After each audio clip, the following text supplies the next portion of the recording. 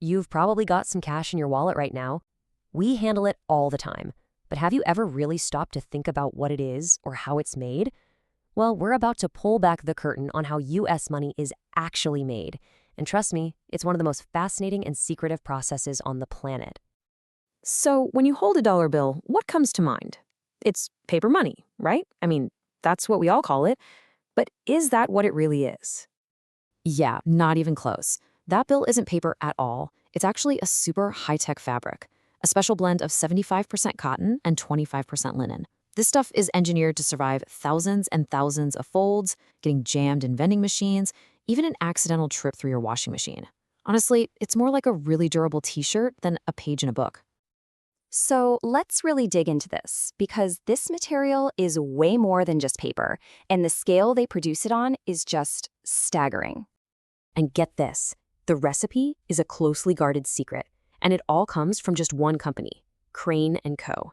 They've had the exclusive contract for over a century, ever since the Civil War, because their material was just that tough. In fact, it's illegal for anyone else to even possess the blank currency paper. And from the very start, they embed these tiny red and blue fibers right into the fabric itself. It's like the first simple line of defense against fakes. And the amount they print? It's just mind-blowing. Between its two facilities, the Bureau of Engraving and Printing cranks out over $500 million in new bills. Not a year, not a month, every single day. Okay, so having a unique fabric is one thing, but making it almost impossible to copy, that's the real challenge. You see, it's a constant cat and mouse game between the Treasury and counterfeiters.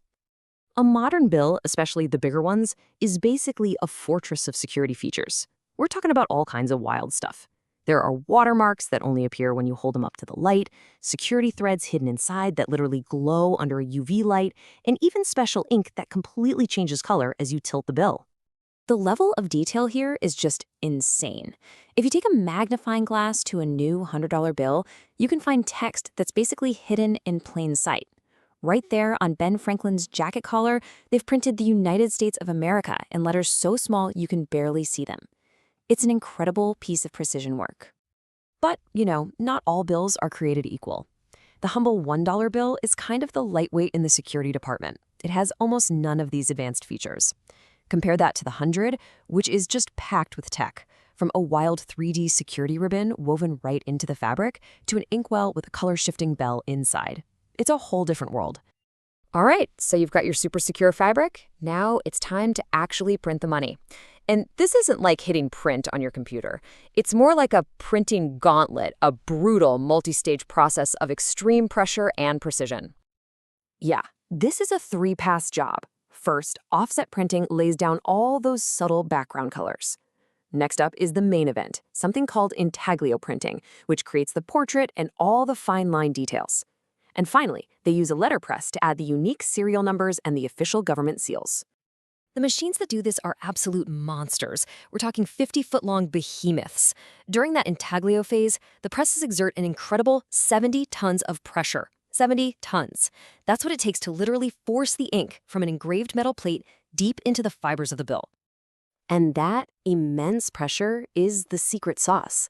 You know that distinct, slightly raised feel of a brand new bill? That texture comes directly from this process. It's not just a cool byproduct, it's a security feature. That unique tactile feel is incredibly hard for a counterfeiter to fake with a regular printer. So the bills are printed, but they're still in these huge sheets. The final leg of the journey is all about inspection, cutting, and packaging them up for the real world. Before a single dollar gets cut, every sheet runs through an automated inspection system. It's this crazy array of high-speed cameras and software checking both sides at once, flagging any ink spots, smears, or imperfections with just incredible precision. If it's not perfect, it's rejected. Once a sheet passes inspection, it's go time. Massive guillotines slice the sheets into individual notes. Then machines take over, stacking them into 100-note bricks, wrapping those into 4,000-note bundles, and finally packing them into these armored containers called skids. And their journey isn't over yet. These skids get loaded onto armored trucks and sent to Federal Reserve banks all across the country. But here's the thing. They don't go into circulation right away. Some of that cash can sit in a vault for years, just waiting for the call that finally releases it out into the economy. So that's the incredibly complex story of our bills. But what about all that change jingling around in your pocket? Well, making coins is a completely different ballgame, and their story has actually become pretty controversial. Let's just start with what I call the penny problem. Look at this. Right now, it costs the US Mint almost 3.7 cents to produce a single 1-cent coin. You heard that right. It literally costs more to make a penny than the penny is actually worth. It makes zero financial sense, but it continues, partly because of lobbying and, good old-fashioned nostalgia. And that inefficiency? It's just the tip of the iceberg. In recent years, the US Mint has faced a whole barrage of criticism. We're talking about huge accounting errors, reports of worker safety violations and environmental contamination, and even a slow response to a rising tide of sophisticated counterfeit coins entering the country. So what you end up with is this really stark contrast. You've got the high-tech, super efficient process of making bills, which only cost a few cents each. And then you have the ancient art of making coins, a process that's now struggling with some very serious, very modern problems. When you think about all of this, the special cotton fabric, the microprinting, the 70-ton presses, it's all dedicated to creating a physical object. And that leads us to one final, really big question. We've just seen the incredible artistry and engineering that goes into every single bill. But let's be honest, we live in an age of tapping your phone to pay for coffee. So you have to wonder, is this entire amazing physical process, this masterpiece of manufacturing, slowly becoming a relic? Are we watching the fade of the very idea of cash itself?